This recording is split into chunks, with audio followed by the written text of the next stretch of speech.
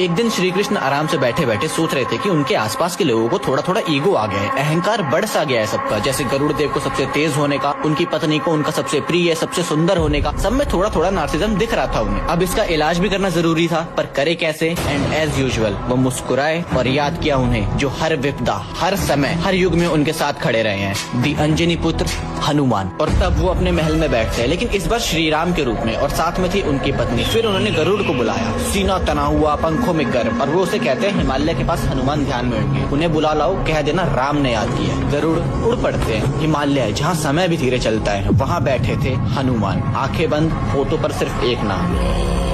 गरुड़ पहुँचे, हनुमान प्रभु ने बुलाया। हनुमान जी आंखें खोलते हैं मुस्कुराते हुए और कहते हैं आप जाइए, मैं नाम जप पूर्ण करके आता हूँ। गरुड़ फिर सोचे अपना काम तो हो गया, पर वो हनुमान जी को देखकर कहते हैं आप वृद्ध हो चुके हैं, मैं ले चलता हूँ आपको अपनी पीठ पर बिठा के। वो ये सुनकर थोड़ा और मुस्कुराए और कहे चिंता ना करें, आप जाइए, I will be there but bye. Garuda लौट जाते हैं, पर जब द्वारका पहुँचे उनके भीतर सब कुछ हिल गया, क्योंकि वहाँ खड़े थे हनुमान। सन्नाटा छा गया और मन में सिर्फ एक सवाल, मैं तो पूरी शक्ति से लौटा था, फिर मुझसे पहले कैसे? गरुड़ को पता ही नहीं था कि हनुमान जी को पवन पुत्र ऐसे ही नहीं कहा जाता। वो जिस रफ्तार से द्वारका पहुंचे थे, उसे महादेव के अतिरिक्त देखना भी लगभग नामुमकिन था। और तब हनुमान जी श्री राम को प्रणाम करते हैं और बोले प्रभु माँ सीता कहाँ है, और ये कौन है जो आपके पास बैठी? उस एक पल में उनकी पत्नी का नार्सिज्म एंड हो गया, सबसे सुंदर, सबसे प्रिय होने का। लेकिन डर की बात तो अभी बाकी थी, क्योंकि गरुड़ के मन में अचानक से खलबली मची कि एक सेकेंड, राजद्वार पर सुदर्शन चक्र था, उसने रोका क्यों नहीं इन्हें, और है कहाँ वो? तभी श्री राम बोले हनुमान मेरा सुदर्शन चक्र कहाँ है? और अगले ही क्षण हनुमान अपने मुख से सुदर्शन चक्र निकालते हैं और कहते हैं प्रभु ये मुझे आपके पास आने से रोक रहा था, और मुझे थोड़ी सी भूख भी लग रही थी। तो ये देखकर गरुड़ हिल गए थे कि सुदर्शन चक्र जो पूरे यूनिवर्स,